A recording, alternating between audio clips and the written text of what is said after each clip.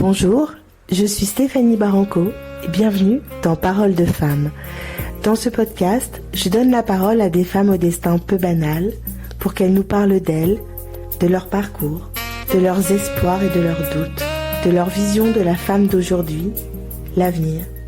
Puissent ces femmes vous inspirer, nous inspirer et inspirer nos générations futures.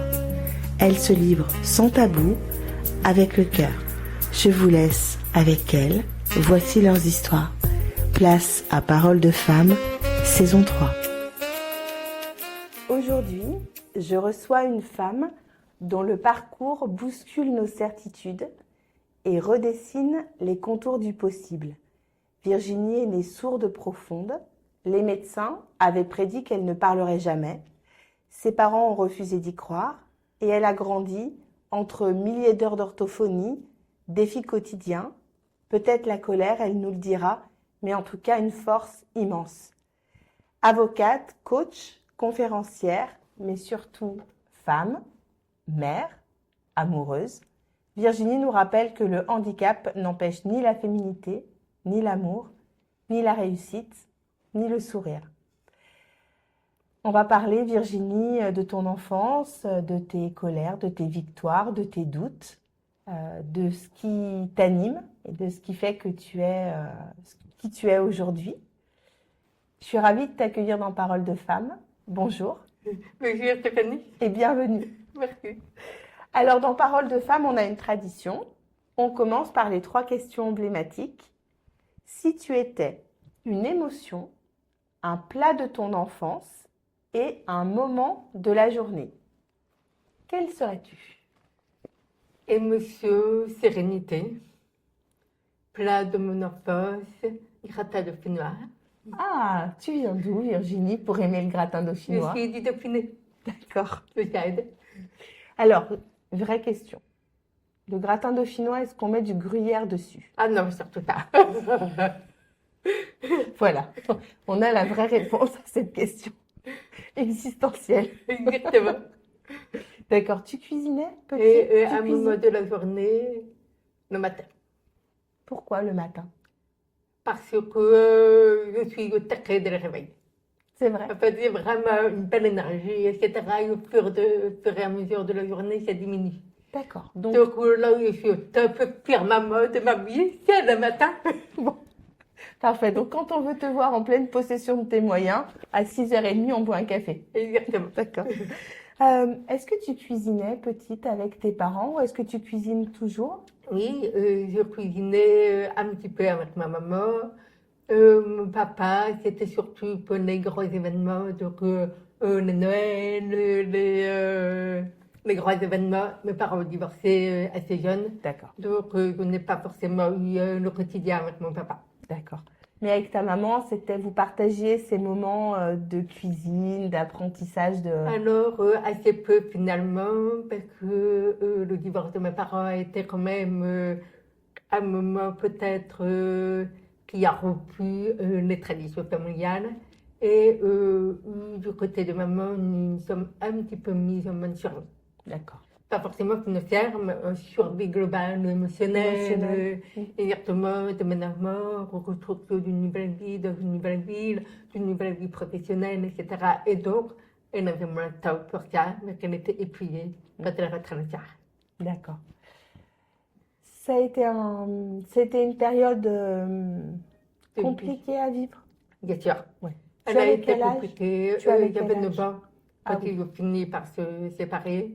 Mais ça faisait déjà 2 ans, 3 ans que je voyais que c'était un petit peu tendu à la maison. Et ça a été difficile parce que la séparation était violente. C'est-à-dire qu'un matin, elle nous a dit, ma maman nous a dit, vous prenez les affaires préférées de votre chambre et dans 10 minutes de la voiture. Donc, disons que nous n'avons pas été forcément préparés psychologiquement comme on pourrait l'être aujourd'hui. Et la deuxième chose, c'est que mes parents ont vraiment eu une relation très, très conflictuelle dans les années qui ont suivi, et ce, pendant 20 ans. Donc, se retrouver au milieu n'était pas forcément la ce qu'on position. préférait. Ouais. Non. Tu as des frères et sœurs ? Il y a un petit frère. D'accord. Et heureusement. Mais que je pense aujourd'hui que quand on a soit des divorces à traverser, soit des deuils, soit des décès, à deux c'est plus facile parce qu'on peut partager entre nous. Et comme nous sommes de la même génération, nous avons aussi la maturité qui correspond à cette génération. Et on n'a pas les notions morales peut-être et c'est un peu plus âgé. Ton frère est sourd également? Mon frère est également sourd avec D'accord. une surdité un peu moins importante que la mienne. D'accord. C'est-à-dire qu'il y a une surdité profonde et mon frère une surdité sévère. Mm. Et c'est grave avec le temps quand même, donc maintenant qu'il a une surdité profonde. Et quand vous parliez tous les deux, vous parliez en signe? Pas du Vous tout. Non. Non, pas du tout, parce qu'après la médecine à 18 ans, on a plutôt oui. utilisé une aide à la lecture labiale qui s'appelle la langue française parlée complétée. La différence avec la langue des signes, c'est que la langue des signes est une langue à part entière, avec son histoire, ses grammaires, sa syntaxe, et c'est vraiment différent du français. D'accord. C'est presque de la construction d'une phrase, plus proche de l'allemand, puisqu'on met le verbe à la fin du mot. D'accord. On ne corrige pas le verbe, il faut un infinitif, et on met plutôt des éléments temporels pour savoir à quelle période se situe. Alors que la langue française parlée complétée est une aide visuelle à la lecture labiale. Donc, en fait, la personne parle à français normal et on rajoute un support visuel. Concrètement, ça veut dire quoi? Ça veut dire qu'on a des mots que vous entendez différemment, mais sur les lèvres identiques. Et quand on est sourd, forcément, on est dans la confusion.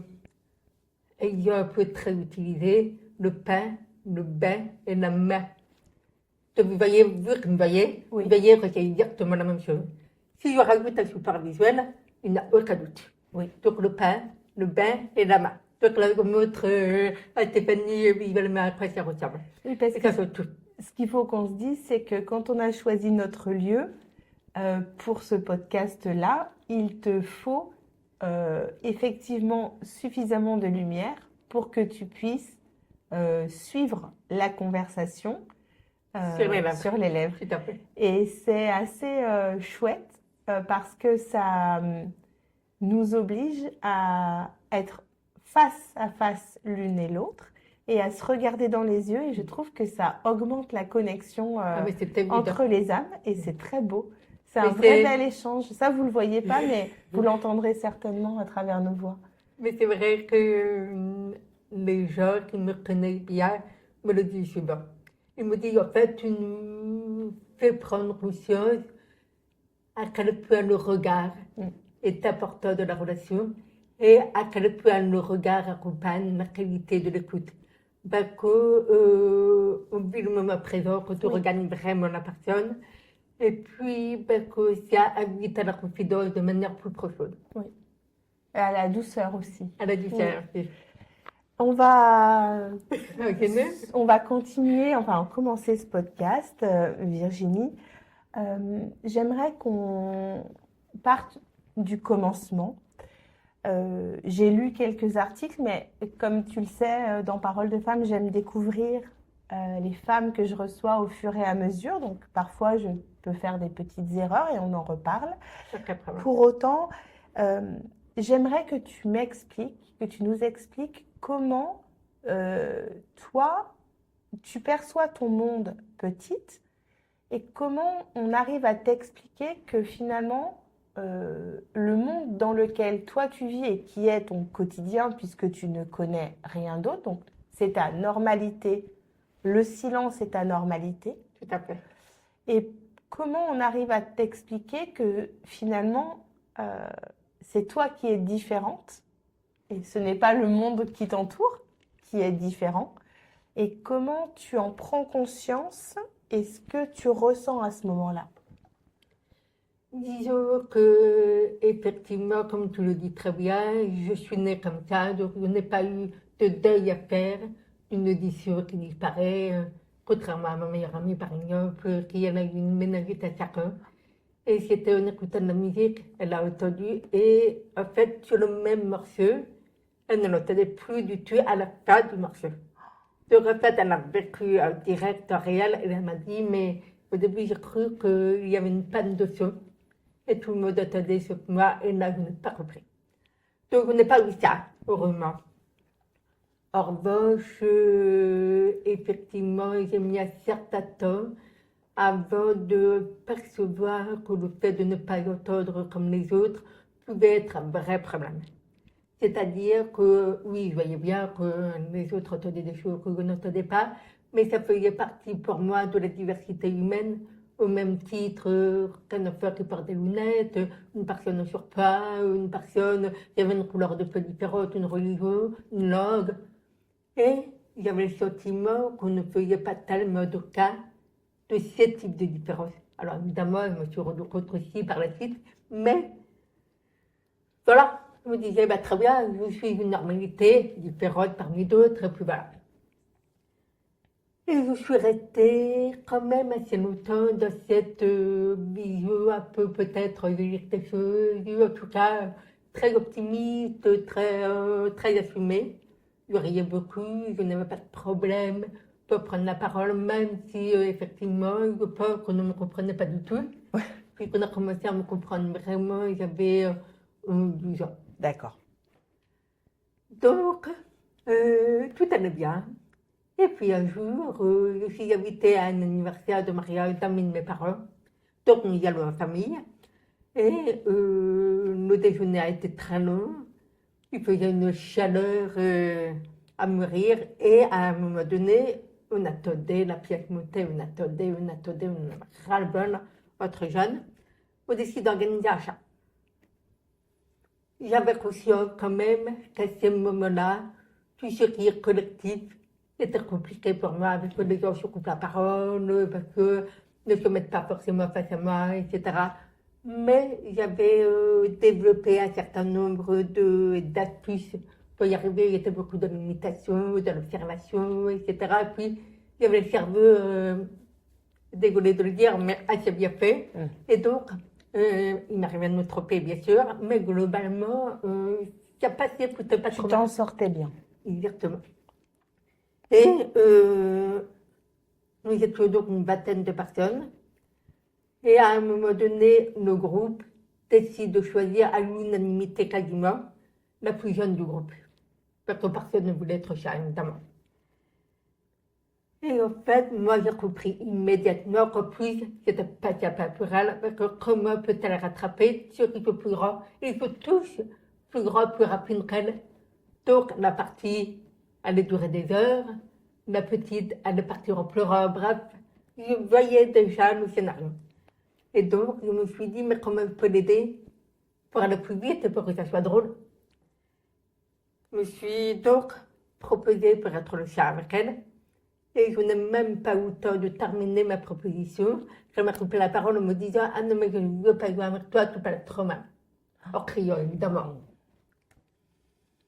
Et moi, sur le coup, bon, évidemment, je n'ai pas forcément apprécié. Mais je me suis dit, bah, ne passe pas, tant pis pour elle. Donc, je me prends quand même une première claque. Et puis, dans la foulée, j'en ai pris une, mais violente celle-ci. C'est que je prends, comme elle hurlait et tout ça, est arrivé en mode papier. Et il lui a dit immédiatement, quand il a vu que j'étais mort, qu'il y avait elle est handicapée. Ah ouais. Et en fait, le problème, oui. c'est que bon, on m'aurait dit ça dans un autre contexte, on va dire intellectuel, ça aurait pu passer. Enfin, ça m'aurait mis la puce à l'oreille, mais ça aurait pu passer. Là où ce n'est pas passé du tout, c'est que j'ai commencé à lire à 4 ans. Et j'avais déjà lu Notre-Dame de Paris. Donc j'étais un peu en avance sur mon âge, je suis d'accord, mais le bossu de Notre-Dame, c'est un monstre. Il est décrit en tout cas comme un monstre dans le livre.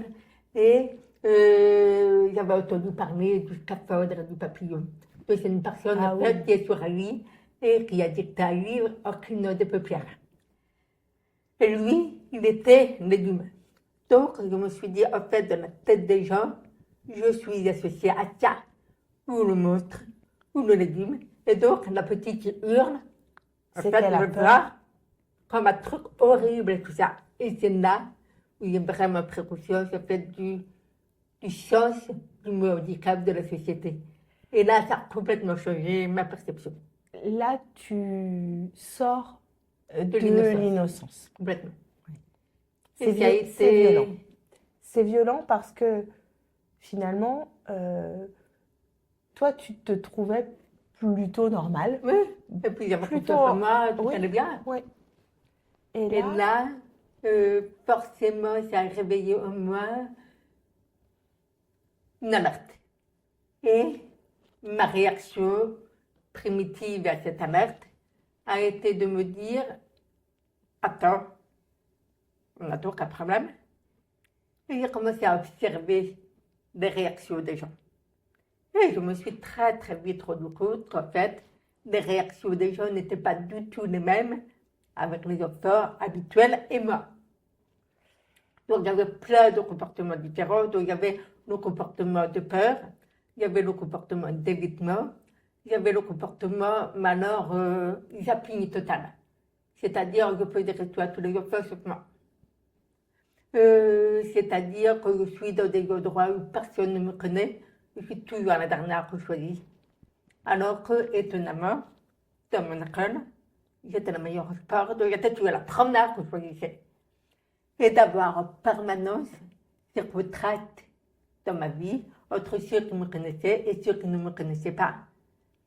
Ça m'a donné forcément une perception un petit peu du monde qui était beaucoup plus dure, dangereuse, dans lequel il fallait que je m'adapte, que je cache, que j'évite de parler, que j'évite de montrer mon appareil. Bref, en fait, j'ai commencé à développer à ce moment-là des stratégies d'adaptation et de dissimulation. Donc, il était vraiment. oui, parce que la stratégie d'adaptation, tu la développes, comme tu l'expliques, depuis presque ta naissance. Tout à fait. Sauf que Mais là, c'était positif. c'était positif. Là, tu passes dans le négatif. C'est ça. Je t'arrête juste parce qu'il y a quelque chose qui me vient.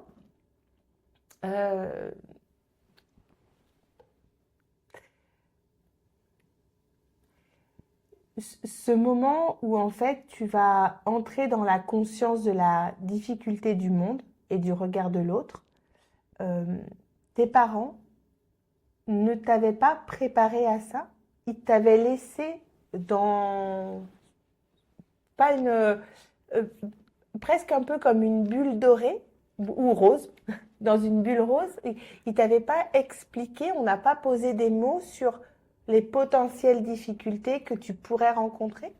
Honnêtement, je pense aussi. Mais encore une fois, ça faisait partie aussi de la diversité. Donc,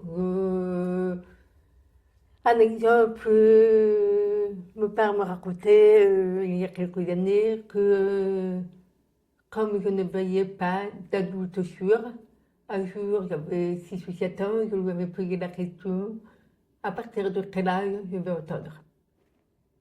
Ah, quand même, Mais ça allait t'avais... disparaître au fur et à mesure du temps. Donc, il y avait quand même des échanges, et il m'a dit, j'ai été obligée de te dire jamais, que en fait, bah, tu étais différente et puis que tu n'aurais pas la même vie que nous, et ça a été difficile de l'assumer, ça a été difficile de te le dire, et en même temps, tu n'as pas, mais parce que c'est une question de maturité aussi, je ne voyais absolument pas, en termes de projection, à quoi ça allait ressembler. Donc, voilà. Donc, je pense que oui, mes parents m'ont quand même fait passer des messages, mais dans ma maturité, je n'ai pas retenu. D'accord. Donc, je pense que c'est quand même une bonne chose. Ça, les parents, je pense, doivent le dire à leurs enfants, mais pour moi, ne doivent pas s'arrêter à ça. Parce que c'est la première partie du travail qui est effectivement importante, mais la vraie partie du travail, c'est comment, collectivement, on peut unir nos cerveaux pour te permettre de vivre sereinement toutes les situations dans lesquelles tu vas être confronté à ton handicap. Parce que c'est tes parents qui décident au départ, malgré tout, que tu auras une vie que tu auras choisi, que tu vas construire sans les barrières qu'on pourrait poser justement sur le handicap de manière très systématique. Tes parents te disent, Ah toi bah, tu toi, veux tu faire auras de la la vie que tu danse, veux. tu veux Ouais. faire du piano, bien sûr, ma chérie. Je disais comment va te le faire. Mais ils ne m'ont jamais empêché. Je pense qu'ils se disaient, au fait, notre fille est capable de tout faire, mais elle le fera à sa façon. Et puis, il y aura peut-être des choses sur lesquelles ça sera plus compliqué. Mais ce ne sont pas eux qui me faisaient mes promenades à rien. C'est Les la promenades, société, ça a plutôt été les professeurs. les professeurs. Les professeurs, mais pas forcément dans le sens comportement en classe. C'était plutôt dans le sens je ne veux pas de handicapés dans mon école, ou pas de handicapés dans ma classe. Oui, parce que ça donne va du perturber travail. l'enseignement, parce que j'ai beaucoup d'élèves, parce que enfin, ça n'a pas tellement changé par rapport à ce qu'on entend aujourd'hui. Et donc, les professeurs que j'ai eus étaient des professeurs qui avaient fait le choix de m'avoir. Donc, j'ai eu en fait des professeurs merveilleux. Et aucun n'a regretté. Parce que je les ai revus des années après, quand j'ai eu un petit peu de notoriété, il y a certains professeurs qui m'ont appelé, mais genre, mes maîtresses de maternelle, petite section, moyenne section, grande section, Ah, c'est trop chouette. ma maîtresse de CE et CE2, je les ai revus. Et elle me dit, mais en fait, on a énormément appris avec toi. Parce qu'en fait, tout ce qu'on a compris, développé avec toi nous a servi, mais tout le reste de notre carrière. Donc, merci. Donc, bon, voilà. Très bien, super. Oui, Comme nous. c'est beau. Ouais, C'est beau. ça fait plaisir. Euh, tu dis, parce qu'en fait, tu vois, quand on te regarde et qu'on t'écoute, ça paraît tellement simple et tu as, je crois, avoir rencontré quelques personnes en situation de handicap partiel ou total depuis que je fais Parole de Femme. Vous avez ce point commun de la pudeur dans la difficulté, ou quand on t'entend parler, qu'on te regarde, tout semble tellement simple, tellement facile. Bon, Non, ce n'est pas le cas, c'est mais pas le cas. effectivement, je pense que ça pour moi, c'est aussi un vrai cadeau du handicap. C'est que ça nous apprend très tôt à relativiser, ça nous apprend très tôt à mettre de côté toute cette tendance à ressasser. D'accord. Parce que c'est une question de santé mentale. Si on additionne le nombre de fois où on a un problème en lien avec le handicap ou pas, eh bien en fait, on est en dépression tous. Et d'ailleurs, on passe souvent tous par une phase, si ce n'est pas de dépression, on n'est pas très loin. D'accord. Et c'est justement l'apprentissage qu'on nous fait en remontant. C'est OK, en fait, déjà, un, je vis le moment présent. Deux, les moments où ça se passe bien de bonheur, on le savoure vraiment. Trois, on comprend qu'en plus, je peux devenir acteur en créant, nous aussi, des moments de bonheur. Donc, en fait, en rééquilibrant quelque part la balance. Qui t'aide à prendre conscience de ça? Toi, tu as été aidée, tu as Bien eu sûr. un... Bien D'accord. sûr. Ah oui, oui. Ah oui. Je pense que, en fait, j'ai beaucoup protégé mes parents. Dans le sens où je voyais bien que dès que je leur disais qu'il y avait des difficultés relationnelles, dès que la société me renvoyait à mon handicap, ma mère s'effondrait. Et les deux se sentaient démunis et en plus, ils me donnaient des conseils. J'avais l'impression qu'ils étaient vraiment à côté de la plaque. Donc, au bout d'un moment, je me suis dit, non, mais j'ai arrêté de perdre mon temps. En fait, je vais trouver par moi-même des solutions avec la maturité que j'avais et avec la connaissance que j'avais des interactions sociales. Donc, c'est-à-dire, ne sachant pas forcément très bien communiquer, ne sachant pas forcément identifier mes besoins, les exprimer, ne sachant pas forcément non plus que je pouvais choisir les gens avec qui j'interagissais, etc. Enfin bon, il y a plein de choses qu'on découvre en fait, soit avec la maturité, soit avec de l'aide. Et moi, en fait, j'ai fait la porte pendant, finalement, pendant 20 ans, parce qu'entre 8 ans et 28 ans. Et à 28 ans, alors qu'il y avait tout. Vraiment, il y avait de magnifiques études, de bac plus 8, première personne sur de France à avoir un diplôme d'avocat. Je gagnais hyper bien ma vie, bien mieux que la plupart des Français. J'étais mariée, j'avais 2 enfants, j'avais une maison, j'avais un chien, j'avais une voiture décapotable, je prenais le soleil tous les matins, enfin, tout allait super bien. Et le programme me suicidait. Ah ouais. Parce qu'en fait, tout ça, c'était le résultat de tous mes efforts, bien sûr, mais je me disais, j'ai l'impression, en fait, de subir sur l'arrêt et qu'il n'y aura jamais de fin. À ce côté, je suis réveillée à mon handicap, à mes limites, et puis rien n'est simple, et puis cette société qui ne fait vraiment aucun effort, au point de se dire, mais est-ce qu'il y a un serveur qui fonctionne, j'ai vu, parce que comme il y a des noms sûrs, ça paraît quand même assez évident de voir que, en compréhension, il y a des petits efforts à faire, des petits, justement, et non, en fait, donc, c'est à moi de tout. À Voilà. un moment donné, tu arrives à un En fait, ras-le-bol. j'ai été forte trop Trop longtemps longtemps. et je n'avais plus l'énergie de continuer à me battre. Et c'est là où j'ai coulé. Et ce qui est drôle, c'est que à ce moment-là, j'avais déjà fait, mais je crois au moins une dizaine de thérapeutes, psy quelque chose, psychologues, psychiatres, psy quelque chose. La majorité pour des têtes donc, de niveau intellectuel, de français, de comportement, de machin. Enfin, j'ai vraiment l'impression d'être un cobaye.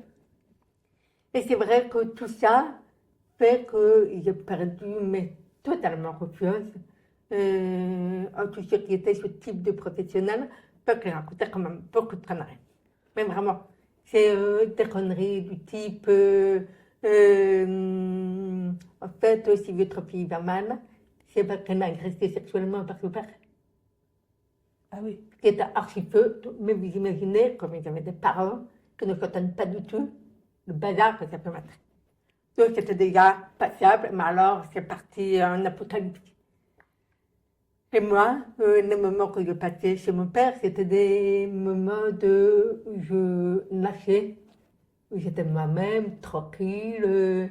Donc c'était ma buée d'oxygène. Et quand on m'amène ça, c'est pas possible. Donc en fait, en plus, j'étais vraiment en colère, beaucoup tapée sur des besoins essentiels. Et sur tes repères. Voilà. Et le père, et le père et ma survie mentale. Oui, les deux. Et au final, clairement, je m'étais dit la thérapie terminée, le psychiatre, même pas en rêve. Et le dernier que j'avais vu avait été une catastrophe de nullité professionnelle. C'est-à-dire qu'il ne savait pas répondre à la question combien de temps durent mes séances. Et oui, j'étais vu 3 fois, et sur les 3 séances, il y avait la même question.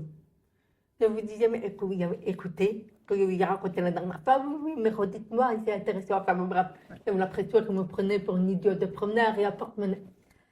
Donc là, j'ai dit terminé. Et donc, la seule option qui me restait, c'est si la thérapie ne marche pas, si moi j'ai tout fait, si personne, en fait, ne comprend que je ne trouve pas de solution, qu'est-ce qui me reste? Mourir. Exactement.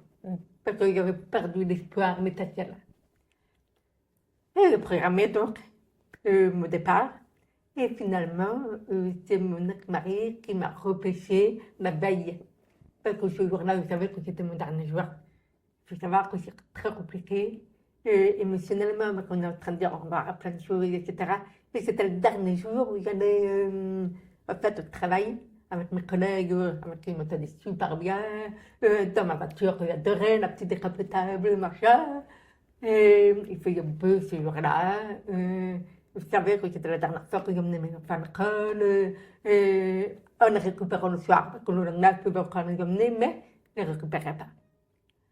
Et donc, tout ça a fait que ce matin-là, je n'ai pas dit au revoir à mon mari, comme je lui disais au revoir tous les matins. il ouvre la porte, il me rattrape, il me dit, mais pourquoi tu ne me dis pas au revoir? Il était en larmes. Et il a compris. Là, pas tout de suite. Parce qu'il savait que Il c'était savait. compliqué déjà. C'est des moments difficiles. C'est sûr. Ouais.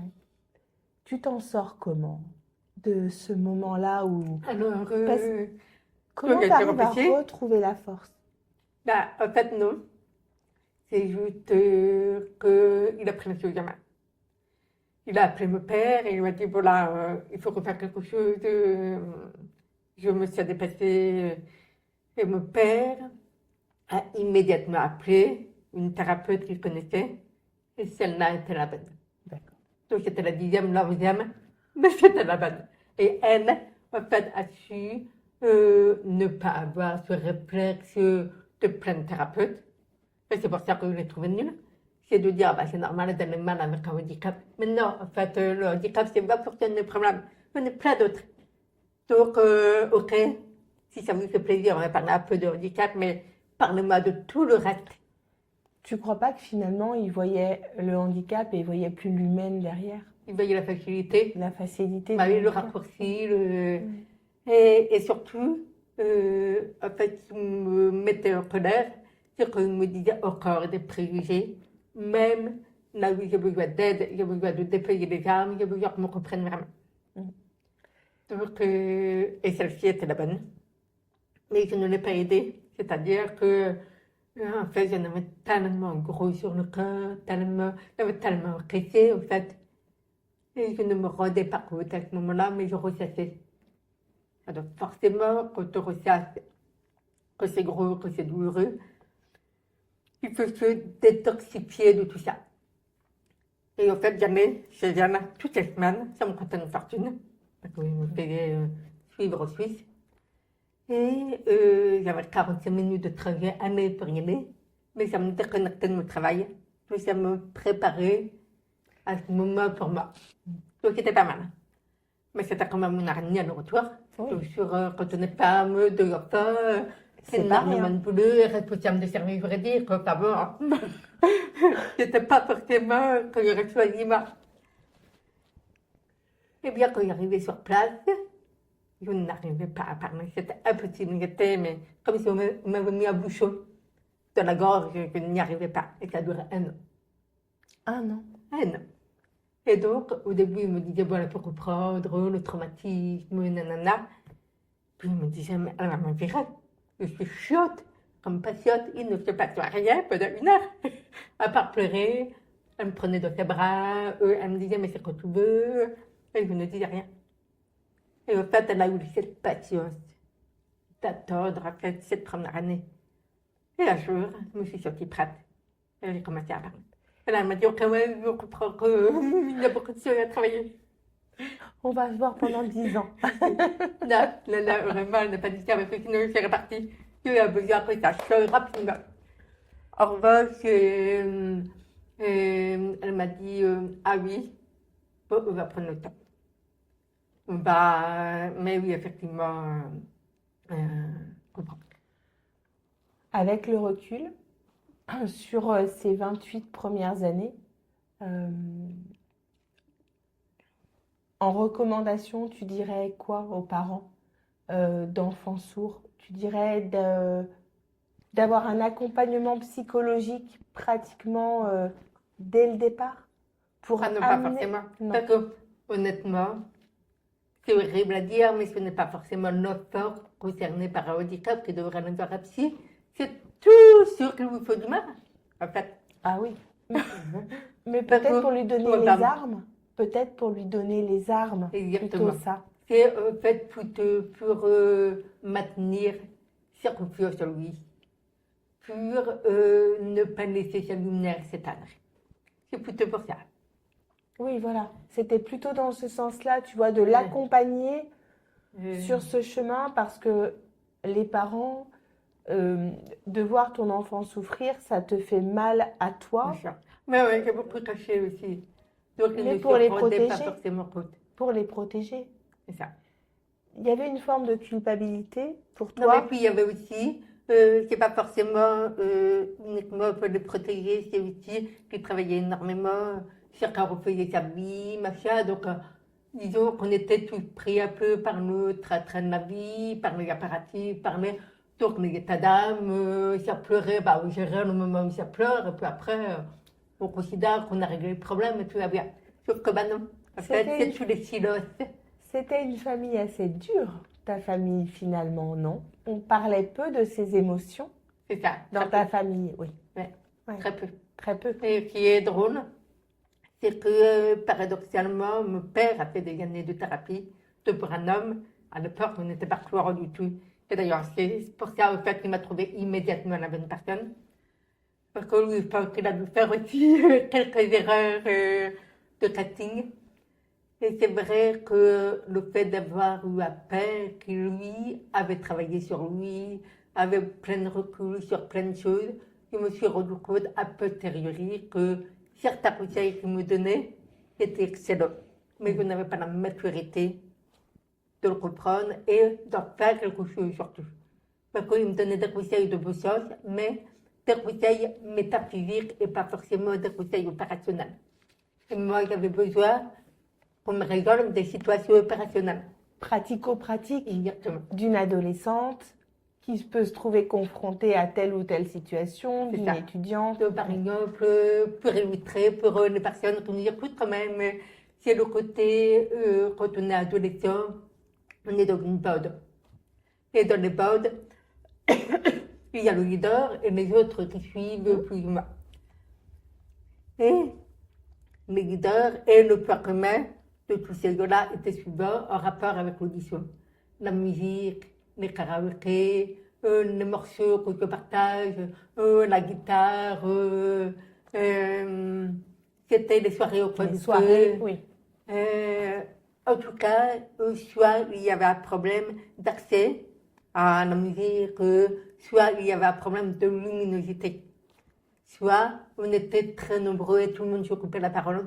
Dans tous les cas, moi j'étais de toute façon la porte verte, essayer de m'intégrer. J'avais des amis qui étaient super, qui me raccrochaient les wagons, etc.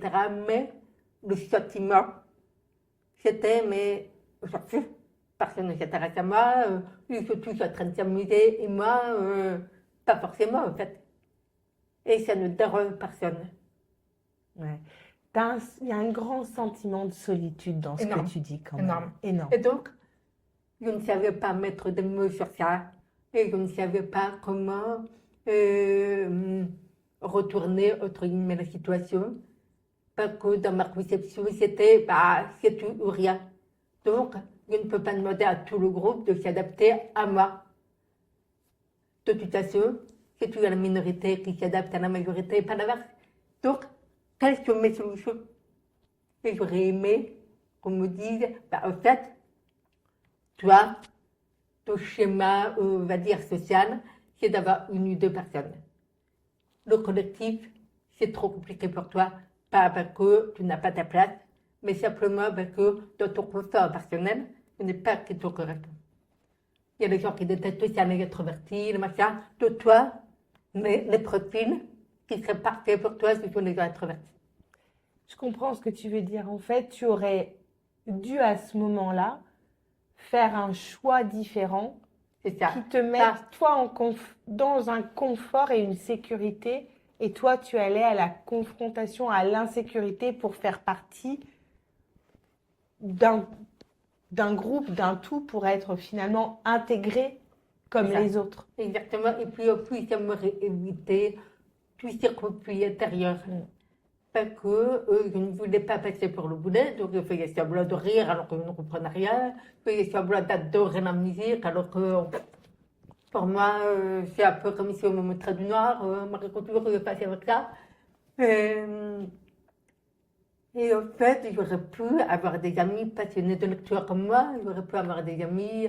Mais oui, qui jouent aux échecs, Oui, peut-être. comme un univers compatible. Et c'est la croyance que je n'avais pas de solution autre que subir qui était difficile. C'est ça qui est très dur finalement dans ce Mais que oui. tu dis. C'est ça. Et c'est là où les parents peuvent aider avec eux, comme ils sont adultes, ils veulent plus de recul, plus de maturité. Ils peuvent demander, mais et vous les adultes, comment vous faites? Toi, tu venais d'une famille aussi avec des parents qui ne sont pas sourds. Ah non, Donc, ils n'avaient pas les codes. pas du tout.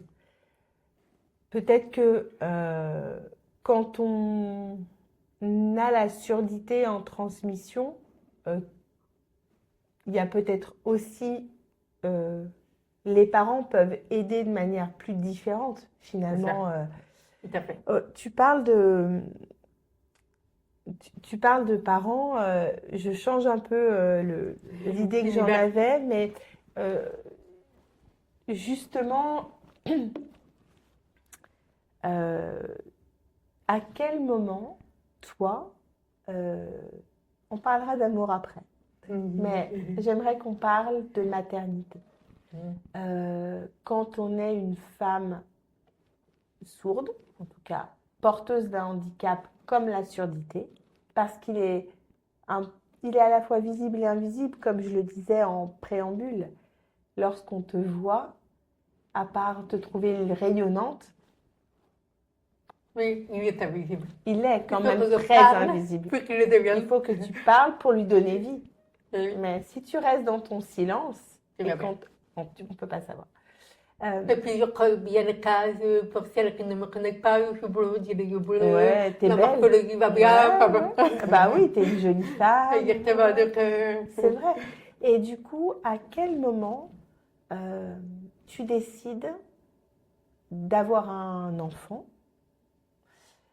Et est-ce qu'à ce moment-là, se pose la question du handicap, à la fois dans la possible transmission à tes enfants, mais aussi est-ce que à un moment donné, tu te dis, mais comment je vais assumer d'être une maman? Est-ce que tu as des peurs qui t'envahissent à ce moment-là? Peut-être peur qu'elle ait honte de toi, peur de ne pas l'entendre quand elle pleure ou qu'il pleure. Je ne sais pas si c'est des filles ou des garçons, tes enfants. Est-ce que toutes ces peurs-là, toutes ces inquiétudes te traversent et comment tu passes le cap de la maternité? alors, c'est une excellente question.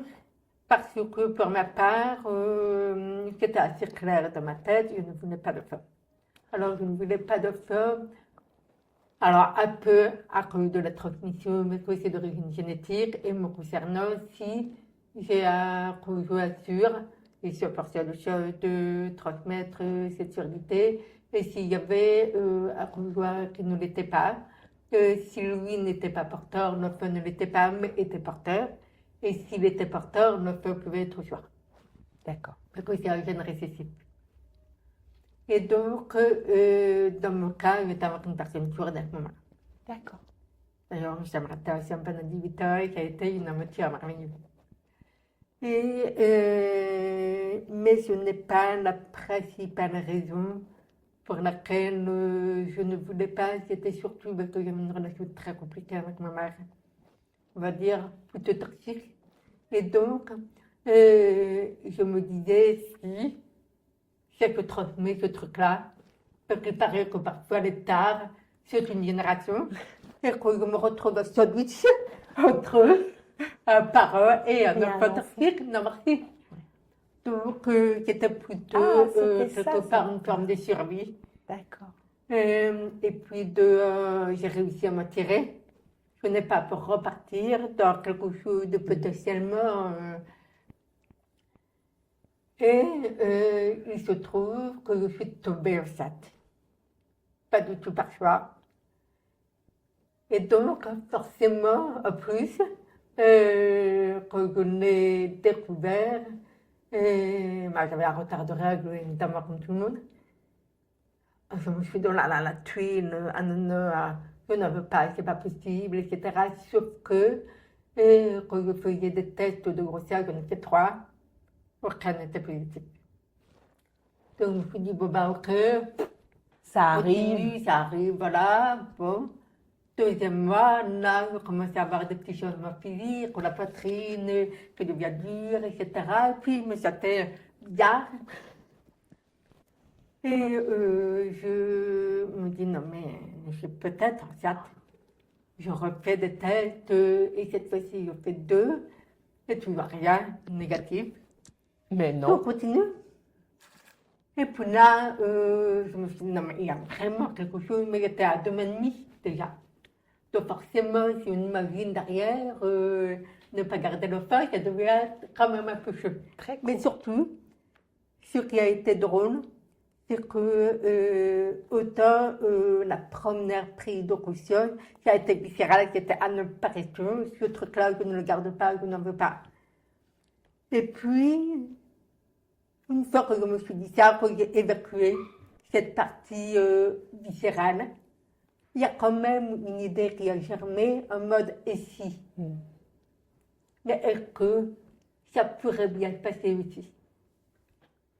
Et ensuite, deuxième fois, négatif, et là j'ai eu un pincement au cœur. Je me suis dit, bon, ok, parfait, tant mieux. Ouais.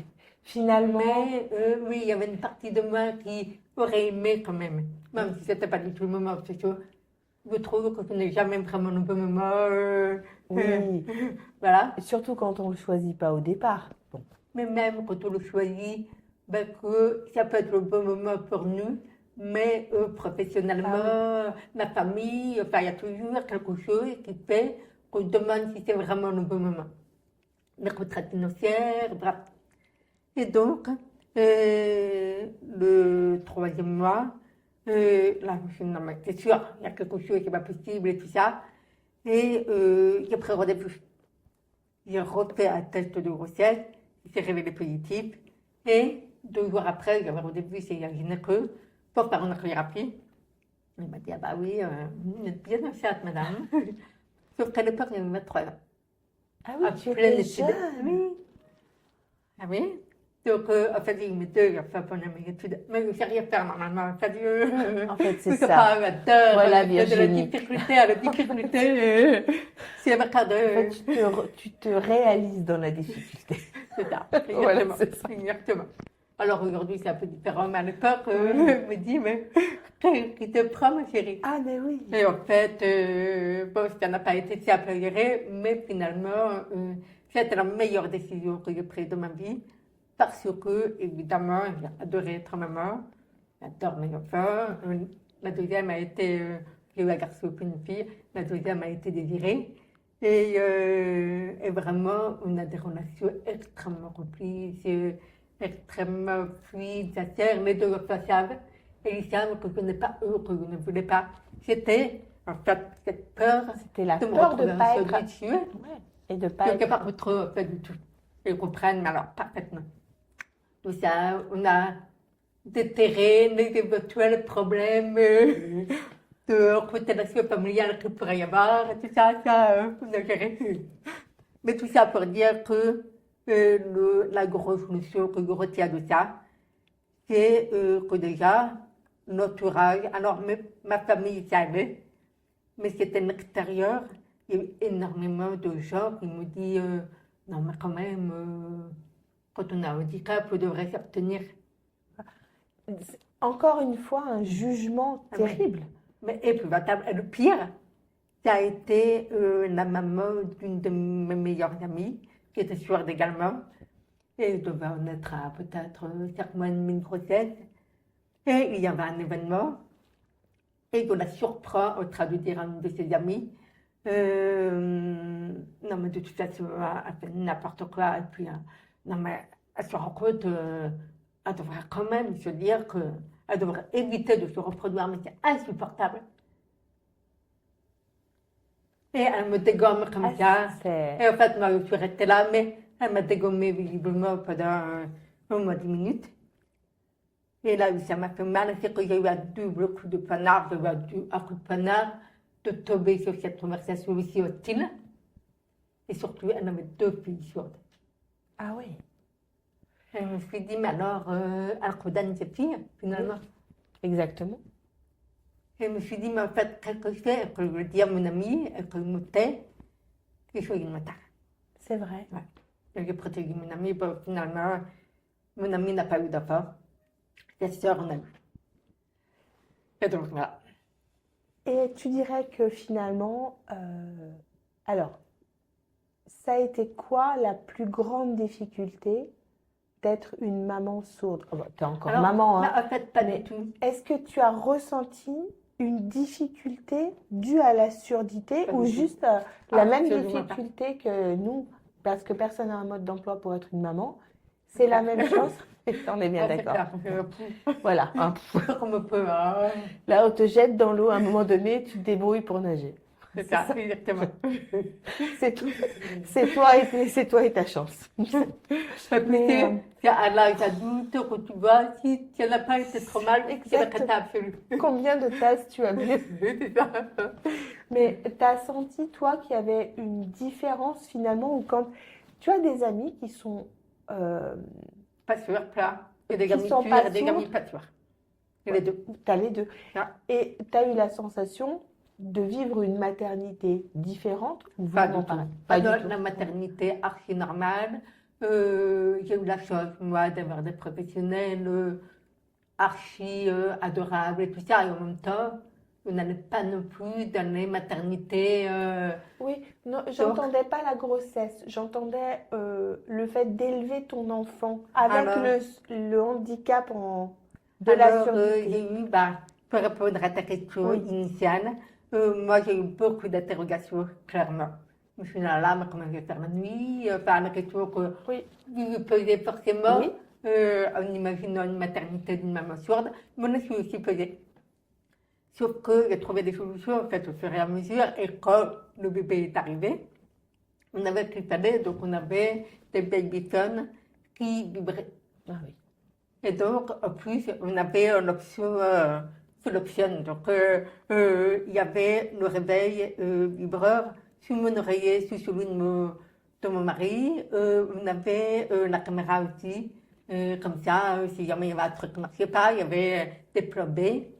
Et puis, on était très entourés par mes deux grands-mères. d'accord, Donc, finalement, ça s'est bien passé. Et puis, quand le bébé est arrivé, en sortant de la maternité, j'ai fait l'africaine. C'est-à-dire que je suis allée vivre chez ma belle-mère. Et pendant 10 jours, elle était avec moi pour, en fait, m'accompagner justement de ces premiers moments avec le bébé. Et ça m'allait très bien, d'accord, mais que j'étais perdue. d'accord. Alors, j'avais compris la maternité, mais arrivé à la maison, pourquoi il pleure? Mais je ne sais rien, moi. Mais c'est une petite Et chose puis qui pleure hurle. avec la faim, qui est la truc, ça va rien. Et la douche, ça, le cordon, bah, il n'est pas tombé quand on sort de la maternité, donc en fait, j'étais complètement paniquée. Et le fait d'avoir été avec ce truc à l'africaine où la mère ne s'occupe que de son bébé et de rien d'autre, pas le ménage, la cuisine, la course, le mari, bah, ça m'a laissé le temps psychologiquement de trouver D'accoucher. ma place, Ouais. de m'attacher à mon enfant, de faire tomber en fait tous ces angoisses qu'on peut avoir, surtout quand c'est la première fois, surtout quand on est jeune et surtout quand on n'a pas de modèle. Enfin, je n'avais pas d'amis, de cousins, j'étais la première de tout le monde. Moi, je suis toujours la première. C'est pas forcément la position la plus facile. Non, c'est clair. Non, Tes enfants sont sourds? mais de fois, c'est sûr. Les deux enfants sont sourds. Ouais. Mais en général, franchement, Tu parles avec eux comme tu parles avec moi? oui. D'accord. Ça a Et été on un a choix aussi de... appris la langue française par nous compléter et la langue des signes. D'accord. Donc en fait, ils sont trilingues, Ils ont si je trilingue. peux dire, oui, oui. Et ça, c'est génial. Hein. Parce qu'ils ne veulent plus travailler sur toutes les parties de leur identité. La partie autonome, mais ils ne sont pas autonomes. Donc il y a des moments où ils n'entendent pas. Et donc, là, ils deviennent sourds. Et le fait d'avoir une langue dans laquelle ils peuvent se comprendre, communiquer, tout ça, se entendre, s'il y a un problème d'appareillage, il y a toujours des solutions. Dis-moi, j'ai une question qui me vient en t'entendant. Est-ce que de temps en temps, euh, tu ressens le besoin d'enlever ton appareil et de revenir dans ton silence, comme si ton silence à toi était un peu un refuge? Ou est-ce que finalement, de temps à autre, ta surdité est ton refuge? Et Enfin, là bien où sûr. tu te sens, Alors, quand je suis fatiguée, quand je suis en fait, j'ai d'énergie très basse. Faire l'effort d'écouter, même si je ne t'aime vraiment pas grand-chose, c'est fatigant. Donc, me préserve ici. Quand j'ai besoin de me concentrer, par exemple, pour un examen, pour travailler, il y a du bruit autour. Le bruit et la sollicitation ne me servent à rien. Donc, je me coupe pour rester dans ma bulle et donc, ça me permet d'être très concentrée. Et ça fait partie des qualités de la surdité. Troisièmement, ça va être évidemment dès qu'il y a de l'eau, parce qu'on ne peut pas mettre l'appareil de l'eau. Donc, je peux tout à fait dire, bah, tant que mon oreille n'est pas sèche, je reste dans mon silence et puis faire durer le plaisir parce que je ne ressens pas le besoin d'entendre.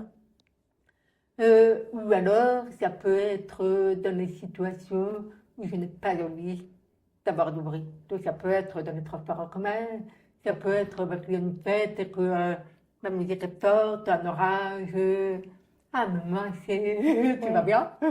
oui, tu reviens, c'est comme si tu revenais un peu à ton essence. C'est comme Euh, si la société t'oblige Oui, à m'ouvrir aux à, autres. oui, à t'ouvrir et Alors, c'est puis à te positif aussi. modifier, alors qu'en fait, Mon univers est très ton bien, univers très est très... confortable, très... Et c'est justement C'est une une, des tr- choses. c'est une vraie dualité, hein, Complètement. finalement. Ah ouais. Et ça, c'est quelque chose que je partage dans mon dernier livre que j'ai écrit. C'est comment on deal avec cette dualité pour trouver un équilibre Ouais, dans lequel on s'épanouit. Parce qu'en fait, la vie pour être heureux, épanoui, c'est un équilibre. bien sûr. Pas parfait, hein, mais c'est un équilibre où on se sent bien. Et l'amour dans tout ça. Et la mort de tout ça, alors évidemment, L'amour, l'amour de soi. Comment on alors fait l'amour pour de soi, s'aimer compliqué, avec son l'automne, handicap? compliqué. Ouais. Et l'amour, l'amour, les premiers émois, comment ça se passe Ah bah, avec les ouais. garçons? Ah bah alors, au niveau, si je peux dire ça de manière cage hormonale, on est exactement comme les autres, on a le même envie, la Ouais. même attirance, pour un plaisir, plus que pour une personnalité véritable, bref, nous sommes des adolescents exactement comme tout le monde. Mais est-ce que tu as ressenti une gêne, une honte, comme ça se voit pas? Ah bah oui, Le garçon, il est attiré par ton physique super joli, mais après, ben, il faut lui avouer, avouer le faire. l'enfer. Ah bah, je retardais ce moment le plus possible en me disant, alors il va falloir que je coche toutes les cases de la petite copine parfaite avant que je gagne sa confiance, que je le rende archi amoureux, avant d'ouvrir la bouche et de dire. Ce qui est quand même un tour Donc de oui, force. c'était compliqué. Ouais. C'était compliqué. Et puis, je me suis interdit aussi plein d'opportunités en me disant, me protéger du rejet. Ouais. Parce que pour moi, il était évident. Pour autant, ça ne m'a pas empêché d'avoir des histoires d'amour. Me promener petite amie n'était pas sûr. Et puis, j'ai alterné, en fait. J'ai eu sur orthodoxe. J'ai eu une relation longue durée avec un orthodoxe. Je me suis mariée avec un sûr. Actuellement, ça fait 6 ans que je suis avec un orthodoxe. Donc, en fait, je n'ai pas la chance, moi, de pouvoir piocher dans plusieurs univers. C'est très intéressant, c'était là où je voulais t'emmener, ce que tu dis. Justement, c'est-à-dire que ce que j'entends dans tes propos, c'est que les mondes Enfin, c'est ils mélangé. doivent se mélanger. Ouais. Bah, Et ils que doivent, il bien sûr. n'y a pas d'une obligation Non. écrite, Dieu sait où, dans un sourd doit être marié avec un sourd. Mais non, en fait, c'est l'amour. Exactement. Et C'est ça a mis du temps à le comprendre parce que je me disais, bah, déjà, il y avait des théories chez les sourds qui consistaient à penser que les couples mixtes, tôt ou tard, il y avait un décalage qui se crée.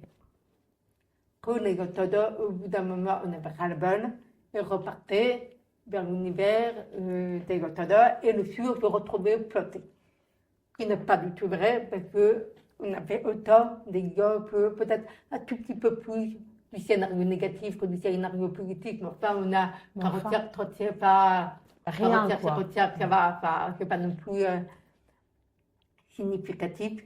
Et surtout, il y avait aussi du côté des sinon sur NSF, qui consistait à poster que, en fait, tant que tu ne comprends pas la culture sur de la langue des signes, son histoire, tout ce qu'il y a en fait en termes d'affirmation de soi avec une langue différente, c'est pas un vrai soi. Donc, il y avait cette dualité. Moi, je n'ai pas mon mode. Mon mode est sûr, je n'ai pas grandi dans ce mode. Il y a plein de choses qui sont super, mais en termes d'ambition, en termes d'opportunités professionnelles, en termes de diversité des sujets de conversation, en termes de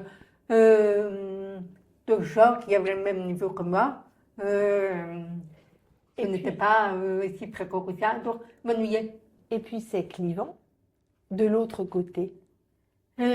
Alors, c'est clivant, non pas forcément, parce qu'on peut rencontrer des gens très d'accord avec cette mentalité, cette culture sourde et tout ça, chez les orthodoxes, les interprètes par exemple, certains professionnels, des orthophonistes. Donc, on peut trouver. C'est pas forcément un problème. En revanche, c'était compliqué pour moi parce que dans mes relations amoureuses, je n'étais pas mon mode, mais j'avais des amis. Et donc, ma problématique à moi n'était pas tellement de la relation à deux. C'était de ressortir avec nos amis respectifs. C'est-à-dire que je faisais des efforts, que je n'ai de souciance, mais lui ne faisait pas, soit en n'apprenant pas la langue des signes, soit en disant je m'ennuie. On ne comprend pas tout ce qu'ils disent, et puis au niveau intellectuel, et puis qui fait que moi j'avais en permanence le sentiment d'avoir le cul entre deux chaises, dès lors qu'on avait des relations sociales. Et avec Eric, aujourd'hui, avec mon âge, mon expérience, ma maturité, je n'ai pas du tout ce problème. Mais que nous avons éduqué notre entourage pour faire en sorte que tout le monde soit bien, et eux et moi. Comme tu l'expliques, c'est une question de maturité aussi. Oui, parce et puis que de tu as communication. et de C'est de savoir comment communiquer pour donner envie aux gens de le faire, et pas que se disent, il y a la boulette qui arrive, donc on fait ça ce soir, mais après, je vais être nu. Ça, c'était ma peur. Mais tu le gardes quand tu vois, ça se sent quand même, hein, Virginie. S'il y a une chose que je retiens, c'est quand même ça a été marqué au fer rouge, cette peur d'être un boulet. Ah, mais tout à fait. Ouais. Même parce encore. On me l'a tellement envoyé de la figure. Et puis parce que je l'ai détecté très jeune. Donc en fait, j'ai grandi. Je me suis construite avec cette croyance que j'ai dû déconstruire. Ça m'a pris des années. Et de temps en temps, le naturel revenait au galop. Ouais. Donc il y a un travail permanent de déconstruction qui n'est pas fini. Ouais. Qui progresse bien, mais qui n'est pas fini. Comme je te dis, marqué au fer rouge, c'est une vraie réalité. Ouais. On arrive à la fin tout doucement. Je voudrais juste que tu me dises, tu sais, on parle, le mot à la mode, c'est le mot résilience. Je trouve qu'il est souvent galvaudé et j'aimerais que toi, tu me dises si tu penses que ça te définit ou si toi, tu y mets une autre nuance ou si tu devais peut-être dire un autre mot pour te définir, ça serait lequel? Très bonne question. Honnêtement, j'ai souvent réfléchi à cette notion de résilience et je suis partagée. Parce qu'il y a beaucoup de gens dans l'univers du handicap qui rejettent ce mot. Moi, je ne suis pas laissée trancher. Parce que je vois bien que les gens mettent derrière ce mot.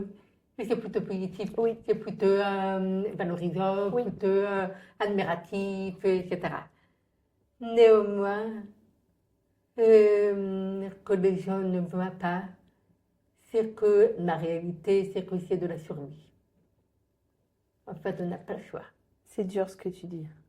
Non, c'est pas dur, c'est forcer à connaissance en colère. C'est qu'ils ont l'impression que ça minimise un petit peu. C'est un petit peu comme si on faisait du greenwashing.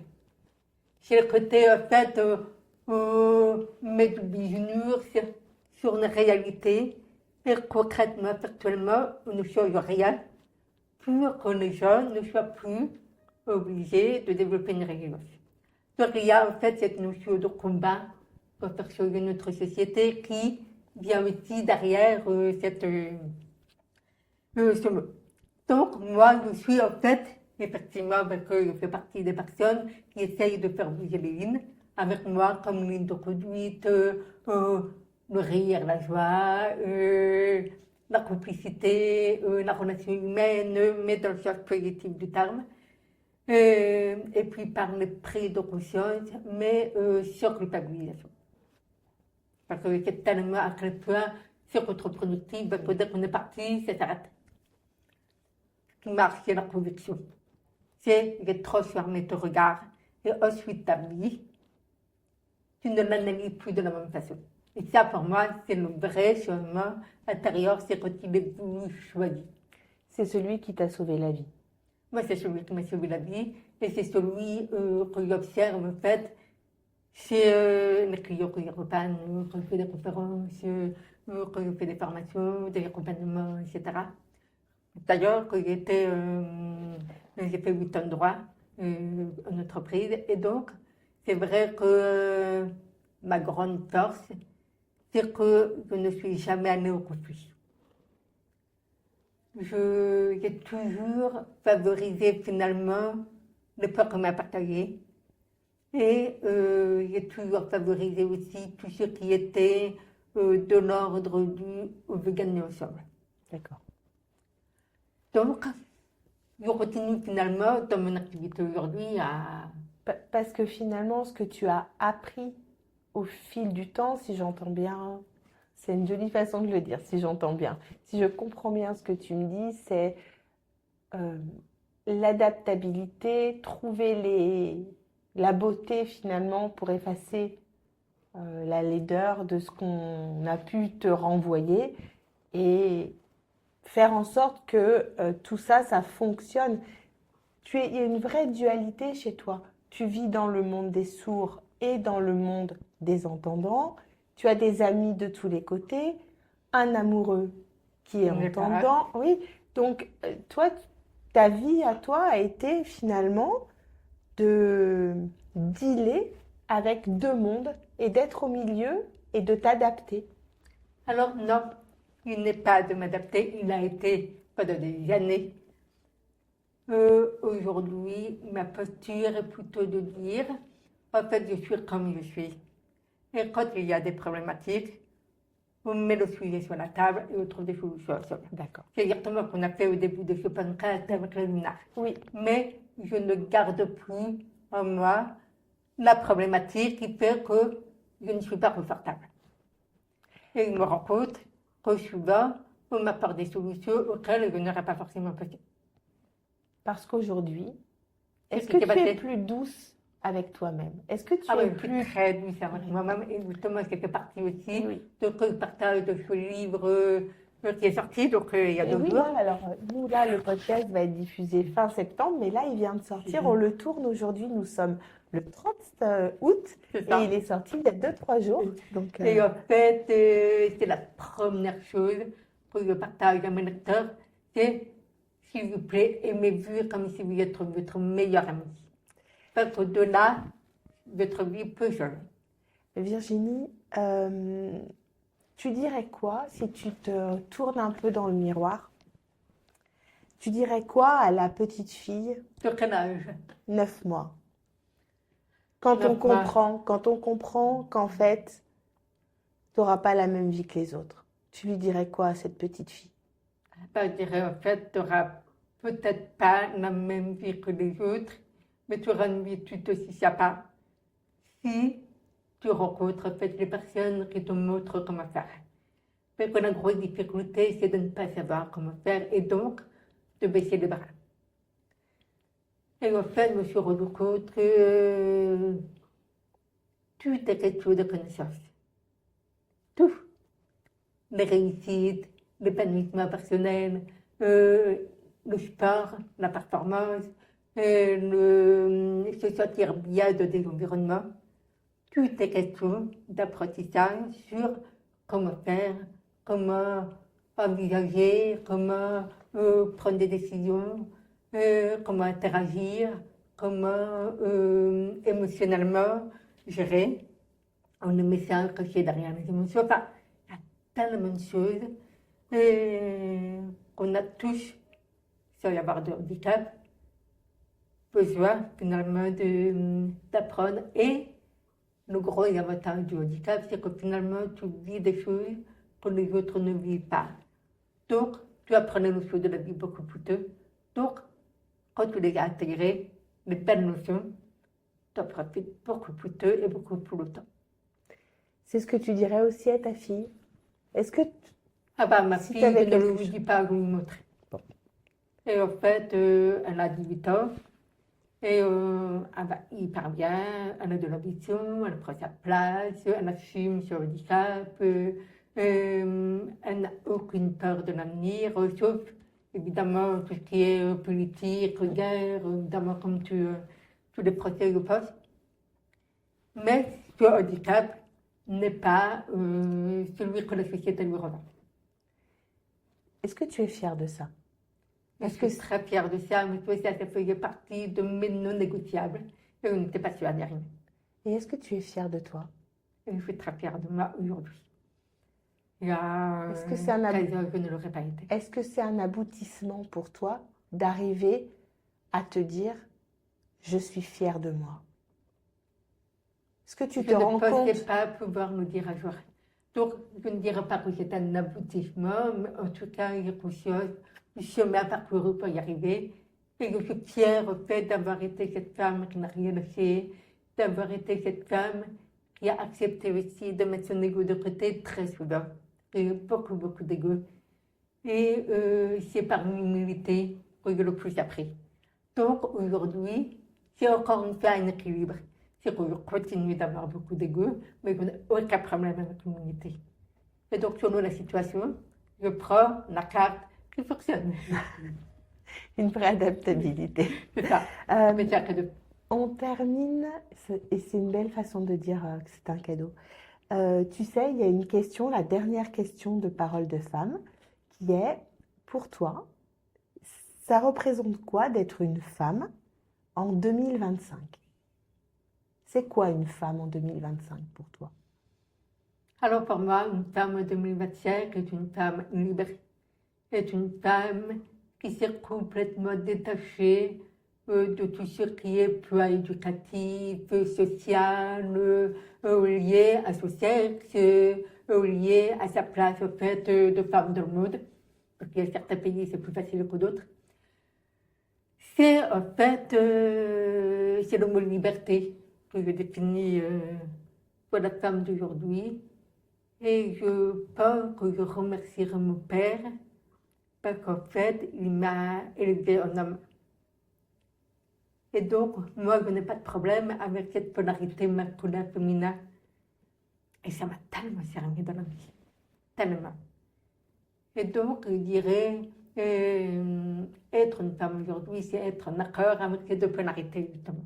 Ne pas dire oui, mais, en fait, écoutez-vous. Et comme vous êtes en colère, et comme il y avait des choses à dire, assumez. Et assumez les conséquences, et vous verrez, ce n'est pas forcément la catastrophe qui se produit. C'est une très très belle façon de conclure. Voilà, on va rester sur ces mots. Virginie, ça a été un vrai plaisir de te rencontrer, d'échanger avec toi. J'espère que j'ai été à la hauteur et que ça a pu être facile pour toi cet échange. Ah ben j'ai adoré. Et j'ai adoré ce moment. J'espère qu'on Je a te ouvert des rencontre. perspectives, oui, et qu'on a ouvert des perspectives à beaucoup de femmes, beaucoup de jeunes filles. Je fais une petite dédicace à Kélia qui écoutera ce podcast avec grand intérêt. Je suis émue parce que c'était un moment très fort. Et moi aussi, je l'embrasse très très fort. Et si elle souhaite me parler, elle est la bienvenue, je serai ravie. Ça lui fera plaisir. Ce rôle moderne du show des possibles qui est bien plus grand qu'on ne l'imagine à cet âge-là, Tu lui dédicaceras ton livre évidemment. et moi je lui offrirai. Évidemment. À très bientôt. Merci beaucoup Virginie. À très bientôt Stéphanie et merci encore. Au revoir.